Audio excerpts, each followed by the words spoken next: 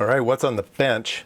So years ago, I bought this film scanner to digitize my old film photos, and I just don't use it any longer, and it's old now.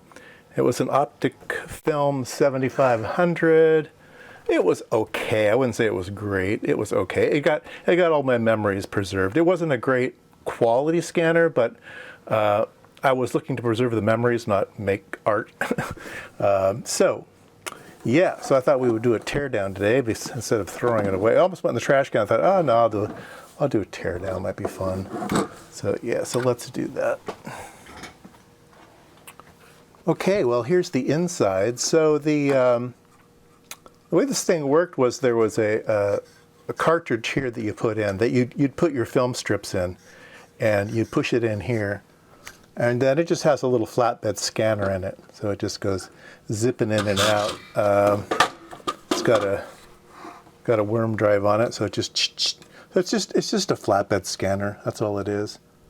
So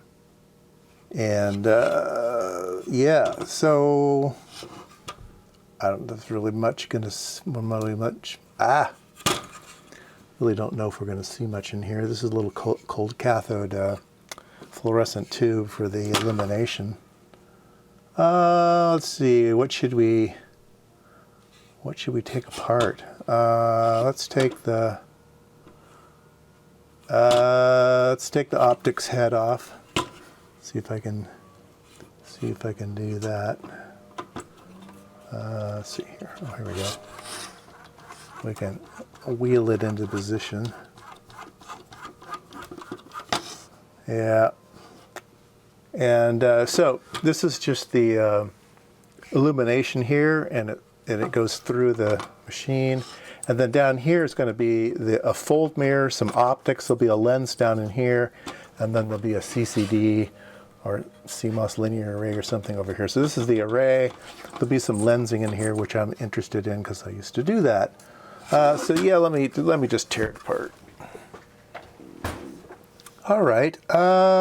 So let's see. On/off switch, lead screw, motor to drive lead screw,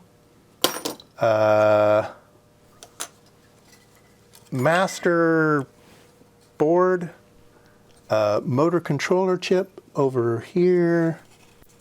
Let's see. Motor controller chip is a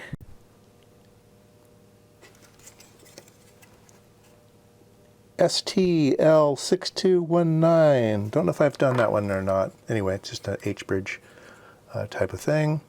And then there's one chip to do it all, to rule it all. Probably custom GL843. Don't know what that is. There's an LM324 op amp here to do something over there. Don't know what that is. Little DC converter over here. Linear regulator. Very standard stuff, and looks like there's lots of memory. 64S40, whatever that is. Anyway, lots of memory. All right, and then, so this is the optical guts. There's a mirror here, so the scan would make a sheet of light to go in here. Oh, I didn't show the light source. So here's the light source, just a cold cathode tube, and a driver for it because it's high voltage. So that's what that was. And then the light comes in here. The negative would be here, or color slide or whatever. It would get bounced by a mirror here. It would go to here, which had a lens. I ripped it out of there. So this is the lens that was inside. And then the lens focuses the image here onto this board, which is the linear CCD linear array. So yeah, lots of interesting chips on here. This is really what I'm interested in. I want to see what they did here. We'll put this under the microscope. But yeah, cool little lens. I always save lenses out of things. It makes a nice little. Can you see? Let's see.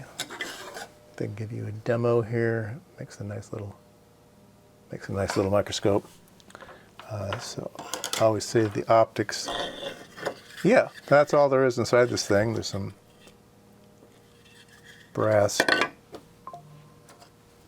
there, or bronze bronze bushings. Yeah, let's look at this under the microscope. So here is the board. There's a big fancy chip here with a heatsink tab on it. Huh, don't know what that is. Interesting. ACT04, pretty classic inverter, some resistors. Looks like maybe an A to D or something. 80, 9826. I would assume that's the A to D converter. I don't know what that is. 7805 classic, 7812 classic. Yeah. And on the flip side is the business end. Yeah, there's the linear photosensor. I didn't see any labeling on this side. So maybe on the back side there's a label. Could be Toshiba, could be Hitachi, could be who knows. All right, we're a little bit closer now.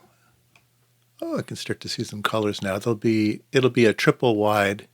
It'll be RGB. There'll be one linear array for red, and then an array for blue, an array for green.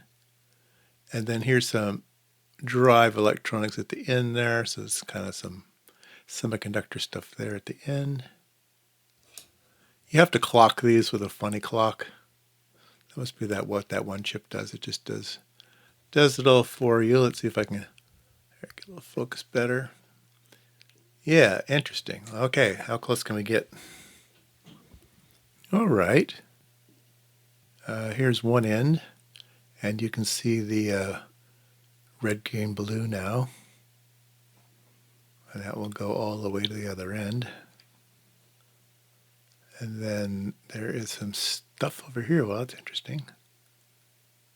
Yeah. Very interesting stuff. Yeah, I don't see a maker's mark on it yet, but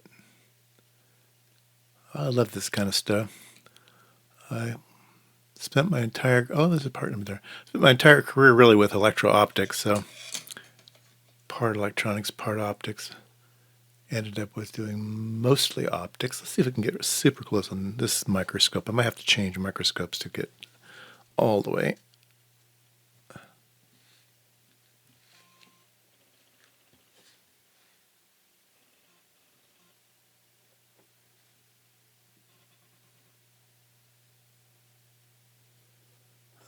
We're doing pretty good here. Yeah. I'm going to guess it's the Toshiba part.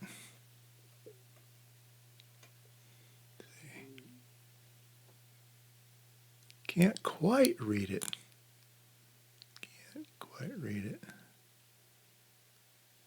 Well, I don't know. Maybe I take it back. I don't know who it is.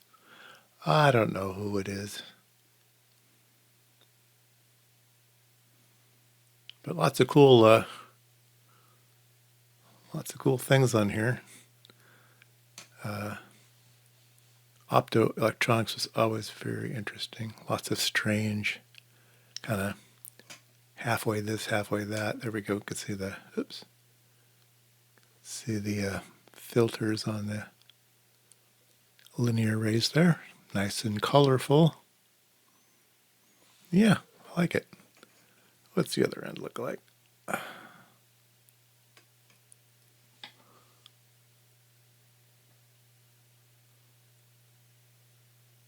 Looks pretty standard over here. Let's see if I can see anything interesting on the end of it. Here we go. Anything over here? I don't really.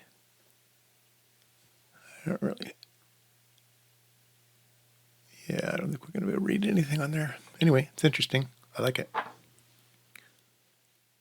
All right. Well, I instead of desoldering, I just hit it with a hammer. Tried to get the part off the board, and yeah, there you go. It was a Toshiba. I was correct.